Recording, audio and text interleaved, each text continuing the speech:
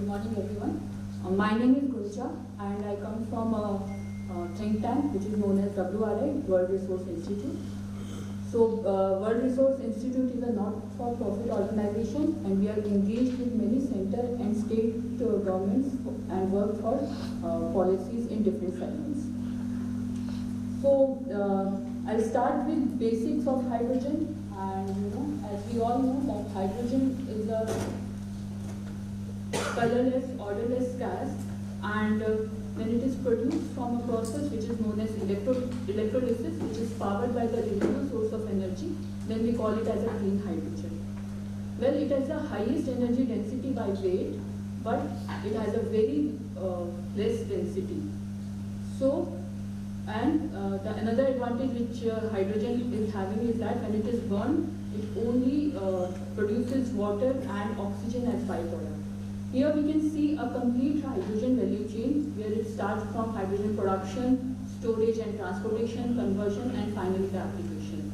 Here I would like to give some numbers and compare hydrogen with the gasoline as fuel. You can see that hydrogen has a good gravimetric energy density, but it has a very less volumetric energy density.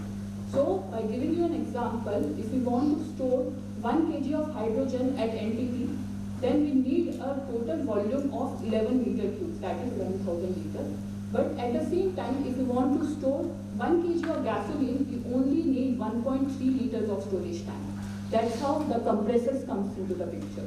So if we want to store hydrogen, let's say at a smaller pace, we need to compress it at a higher pressure. So, hydrogen has been used as an industrial feedstock from 100 years. It's not a new fuel which is supposed to be used. So why it is green hydrogen which is taking up a lot of market, lot of policy makers, and the answer lies in this particular slide. Let's talk about the carbon emissions from hydrogen by different processes. So here I've tried to compare hydrogen production by 4 different processes. First one is coal gasification, another one is steam methane reforming, third one is electrolysis, and then hydrogen from biomass gasification.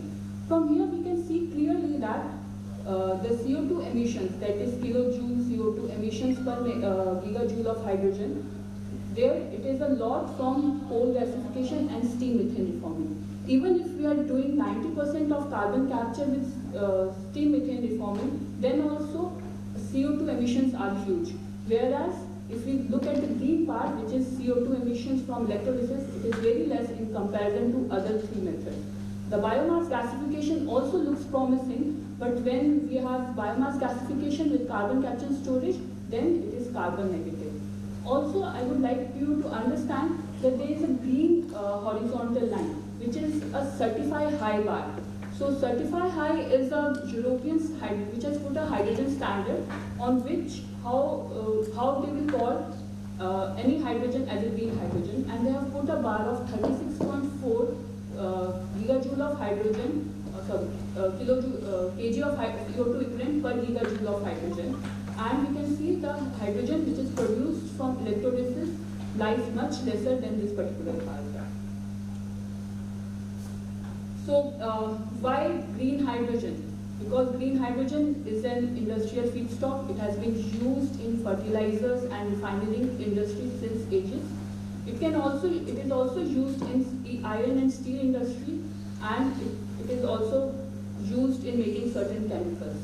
Now hydrogen can't exist as its own. It is produced from different processing methods, and that is why it is called as energy carrier. Well, it can be used to blend in the natural gas, as earlier mentioned. 20% of research say that 20% of hydrogen into natural gas blending is completely fine. It can work as an energy storage. And finally, if we want hydrogen to be a significant part of a clean energy transition, it has to enter the mobility sectors also.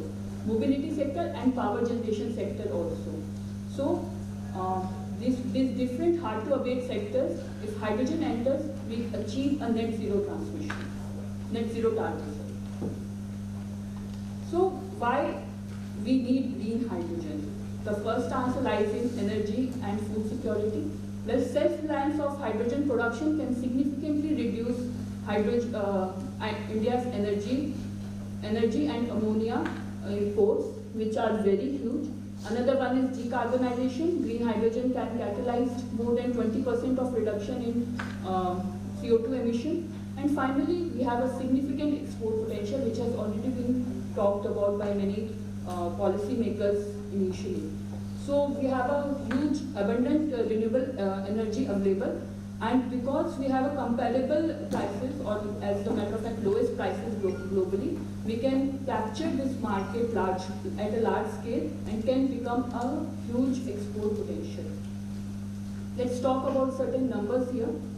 We have two major reasons why we call as green hydrogen can enable India to achieve. One is energy security. Around $104 billion was the energy import last year in the year 2020. And finally, for the net zero commitments also, hydrogen can be used to decarbonize many hard-to-abate sectors. So, I belong to a think tank, so I'll talk about from a policy perspective. Let's see what is happening globally. So, green hydrogen has already envisaged itself in many of the policies for different countries. Around 45 countries has given hydrogen policies, and some of them are in talk. Also, they are also talking about the commitments for the trades. So, hydrogen is not only helpful for decarbonization, but it is also helpful in having energy security. Also, we can see that there is a lot of change in hydrogen policies recently. For example, UK had a target of 5.6 million hydrogen by 2030, but after the invasion of Russia into Ukraine, they have increased their hydrogen production by 10 MMT locally and another 10 MMT by the global. So this is how the hydrogen policies are changing very rapidly around the globe. So let's talk about National Green Hydrogen Mission, which we are hoping for. It will come. The first draft of it was released by Ministry of Power in February. Now the another draft maybe will be coming. Hopefully, everyone is hopeful.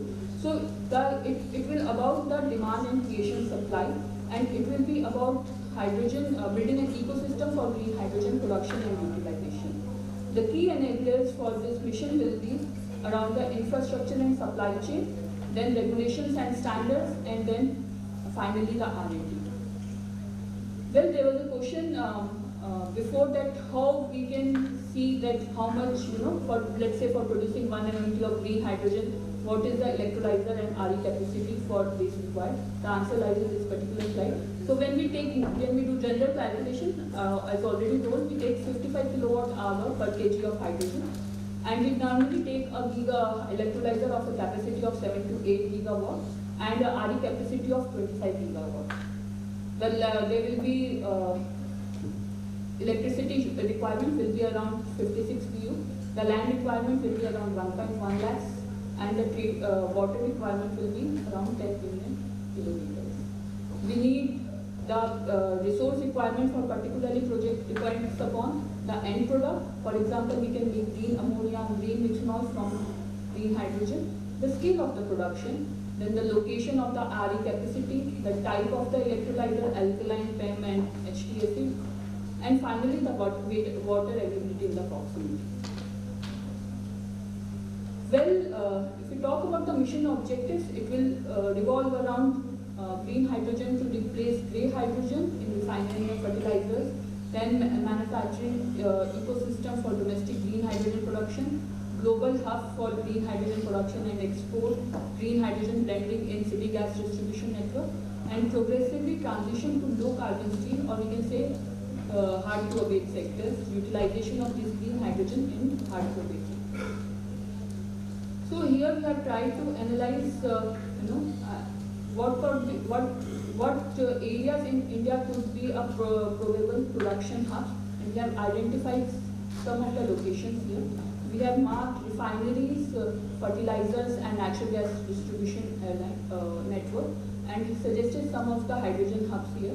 The integrated hydrogen hubs will complete the value chain of co-located hydrogen production and utilization, and it can integrate supply and demand to drive ease of initial adoption. Secondly, it will create bulk demand for green hydrogen and build economies of scale and export potential. And finally, it will eliminate the high transportation costs. Well, a potential hydrogen hub will consist of entire value chain of hydrogen being produced at the location and getting utilized at the same production, co-location production and consumption of hydrogen. We think that maybe potential hubs will include some of Indian states like Tamil Nadu, Gujarat and Maharashtra. Then trunk infrastructure to be supported, which can include then access to RE power, hydrogen storage, and finally supply and distribution network. This is my final slide. Let's talk about the barriers to implementation. There could be some technology barriers and regulatory barriers. So firstly, if we talk about technology barriers, promoting development of domestic value chain is an important aspect. Then promoting innovation in R&D, and finally technology licensing and transfer. For the regulatory purpose, there's supposed to be the supply and demand and incentive framework. Then establishing of critical hydrogen infrastructure and modification of existing regulations and legislation. Thank you. Finally, technology licensing and transfer. For the regulatory purpose, there's supposed to be the supply and demand and incentive framework. Then establishing of critical hydrogen infrastructure and modification of existing regulations and